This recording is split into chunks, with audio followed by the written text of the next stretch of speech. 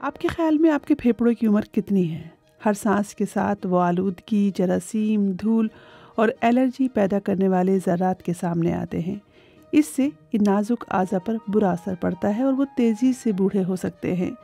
हमारे फेफड़ों की हालत हमारी मजमूई सेहत के बारे में बहुत कुछ बता सकती है। अच्छी खबर यह है कि आप अपने फेफड़ों को बेहतर हालत में ला सकते हैं। घर बैठे आप अपने फेफड़ों का ख्याल रख सकते हैं। हो सकता है कुछ गाना गाना और म्यूज़िकल इंस्ट्रूमेंट बजाना इसमें मददगार साबित हो जाए। लेकिन हाँ, किसी भी संजीदा किस्म के सिम्टम्स के लिए डॉक्टर से रुजू करें। बाकी सुनिए आज के BBC रीड्स में। मैं हूँ खदीजा आरिफ। आप सुन रहे हैं BBC रीड्स। मई 2025 की शुरुआत में साइंसी माहिरीन की एक बैनुल-अक़वामी टीम ने एक ऐसी तहकीक शाया की जो बताती है कि हमारे फेफड़ों की कारकर्दगी उम्र के साथ कैसे बदलती है। ये तहकीक 30,000 मर्दों और औरतों के डेटा पर मबनी थी। इससे पता चला कि हमारे फेफड़ों की कारकर्दगी 20 की दहाई की शुरुआत में या वस्त में उरूज पर होती है। औरतों के फेफड़ों की सलाहियत आमतौर पर मर्दों से चंद साल पहले उरूज पर होती है और इसके बाद ये कम होना शुरू हो जाती है। Barcelona institute for global health की प्रोफेसर जूडिथ गार्सिया आइमेरिक के मुताबिक ये उम्र बढ़ने का एक कुदरती अमल है। सिगरेट नोशी, हवा की आलूदगी और दमा जैसी बीमारियों से ये कमी मज़ीद तेज़ हो सकती है। प्रोफेसर गार्सिया कहती हैं कि आपके फेफड़ों की सलाहियत अपने पीक या उरूज के वक्त बेहतर हो तो आपकी आगे की ज़िंदगी में सांस से मुताल्लिक़ बीमारियों और लंग्स से जुड़े मसाइल के ख़िलाफ़ ज़्यादा तहफ़्फ़ुज़ हासिल होगा। लेकिन फेफड़ों की सेहत का ताल्लुक़ सिर्फ सांस से नहीं है, बल्कि वज़न और यहाँ तक कि दिमाग से भी है। तो आपके फेफड़े कितने सेहतमंद हैं और क्या आप उनकी हालत को बेहतर करने के लिए कुछ कर सकते हैं? साइंसदानों की जानिब से की गई तहकीक में फेफड़ों की सेहत जांचने के लिए महंगे आलात इस्तेमाल किए गए हैं। लेकिन अगर आप घर बैठे अपने फेफड़ों की सेहत का अंदाज़ा लगाना चाहते हैं तो आप एक ही एक्सरसाइज कर सकते हैं। तो बस आपको चाहिए एक बड़ी प्लास्टिक की बोतल, एक बाल्टी या बाथटब और रबड़ की एक नली। तो करना क्या है? सबसे पहले एक मापने वाले जग में 200 मिलीलीटर पानी नापें, उसे प्लास्टिक की बोतल में डालें और जहां तक पानी है वहां निशान लगा दें। मज़ीद 200 मिलीलीटर पानी डालें, नई सतह को निशानजद करें और इस अमल को दोहराएं जब तक बोतल भर न जाए। बाल्टी या बाथटब को पानी से भरें, यानी फुल भरें उसको, और फिर भरी हुई बोतल को उसमें डुबोएं। फिर बोतल को पानी के अंदर उल्टा खड़ा कर दें। बोतल के अंदर रबर की ट्यूब डालकर उसे इस तरह पानी के अंदर खड़ा करें कि उसमें थोड़ा सा पानी रहे। नली को मजबूती से फिट होने की ज़रूरत नहीं है। गहरी सांस लें और नली में फूंकें। अब आप गिनें कि आप बोतल में कितने निशानात या लाइनों तक पानी ऊपर फेंक सकते हैं। अब लाइनों की तादाद को 200 मिलीलीटर से मल्टीप्लाई करें। मिसाल के तौर पर 3 लाइनें हो तो 600 मिलीलीटर। ये तादाद आपकी फेफड़ों की अहम सलाहियत है, जिसे फोर्स्ड वाइटल कैपेसिटी भी कहते हैं। यूनिवर्सिटी ऑफ कैंट के प्रोफेसर जॉन डिकिंसन कहते हैं कि ये टेस्ट दिखाता है कि आप अपने फेफड़ों से कितनी हवा निकाल सकते हैं। इसे फेफड़ों की वाइटल लंग कैपेसिटी कहा जाता है। ये टर्म सबसे पहले 1840 की दहाई में अंग्रेज सर्जन जॉन हचिंसन ने इस्तेमाल किया था। उन्होंने देखा कि जो लोग कम मिकदार में हवा सांस के ज़रिए बाहर निकाल पाते थे, उनकी ज़िंदगी कम होती थी। अमेरिकन लंग एसोसिएशन के मुताबिक उम्र बढ़ने की वजह से फेफड़ों की अहम सलाहियत यानी FVC हर दहाई में तकरीबन 0.2 लीटर कम हो सकती है, यहाँ तक कि सेहतमंद लोगों में भी जो कभी सिगरेट नहीं पीते। रिसर्च बताती है कि नॉर्मल और सेहतमंद FVC 3 से 5 लीटर के दरमियान होती है।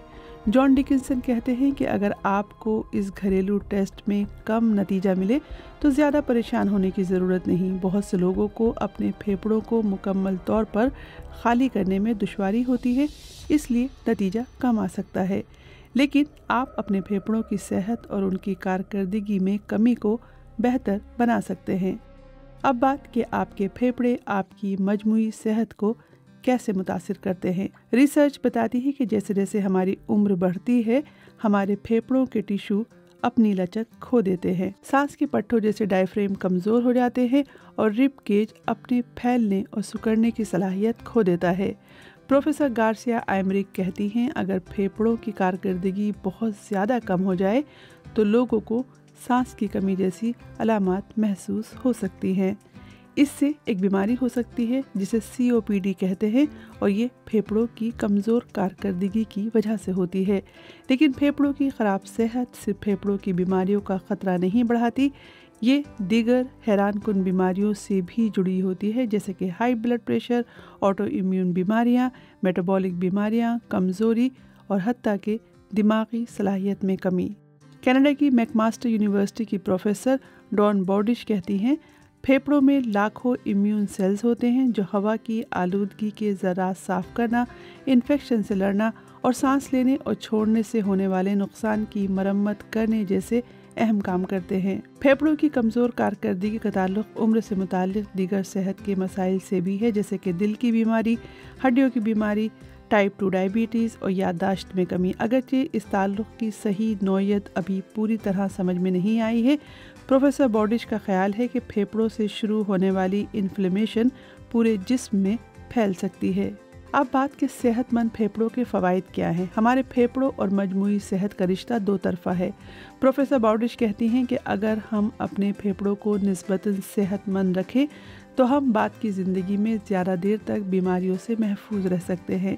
प्रोफेसर डिकिंसन कहते हैं कि अगरचे उम्र बढ़ने के साथ फेफड़ों की सलाहियत कम होती है, लेकिन जो लोग अपने फेफड़ों की देखभाल करते हैं उनके लिए ये परेशानी की बात नहीं। सेहतमंद फेफड़ों में पूरे जिस्म को ऑक्सीजन फराहम करने और कार्बन डाइऑक्साइड निकालने की काफ़ी सलाहियत होती है, लेकिन अगर ये कमी तेज़ी से बढ़े तो हमारी सेहत और ज़िंदगी के मेयार पर असर पड़ सकता है। अगर आप अपने फेफड़ों के बारे में फ़िक्रमंद हैं तो डिकिंसन मशवरा देते हैं कि डॉक्टर के पास जाएं और फेफड़ों की कारकर्दगी का टेस्ट करवाएं। इस टेस्ट में एक आले स्पायरोमीटर में सांस लेना होता है जो आपके सांस की मिकदार और रफ्तार नापता है। प्रोफेसर डिकिंसन कहते हैं कि अगर आपको कोई अलामत नहीं है तो हर 10 साल बाद फेफड़ों की कारकर्दगी का टेस्ट करवाना अच्छा है, लेकिन अगर आपको गैर मामूली सांस की कमी की अलामत हो तो फ़ौरन टेस्ट करवाएं। तो अब ये कि फेफड़ों की कारकर्दगी को कैसे बेहतर बनाया जाए। जब आप अपने फेफड़ों की हालत जान लें तो आप कुछ एहतियाती इक़दामात करके अपने फेफड़ों की सलाहियत बढ़ा सकते हैं और उम्र के साथ आने वाली कमी को कम कर सकते हैं। मिसाल के तौर पर बाकायदा वर्जिश सांस के रास्तों की इन्फ्लेमेशन को कम करती है और सांस लेने वाले पट्टों की ताकत और बर्दाश्त बढ़ाती है। खाने में नमक कम करना भी फ़ायदेमंद हो सकता है। इसके अलावा मछली के तेल, एंटीऑक्सीडेंट्स और विटामिन C और E से भरपूर ग़िज़ा फेफड़ों की दीवारों को नुकसान से बचाने में मदद देती है। प्रोफेसर बॉर्डिश सिगरेट और वेपिंग दोनों छोड़ने की तजवीज़ देती हैं ताकि इन्फ्लेमेशन पैदा करने वाले केमिकल से बचा जा सके।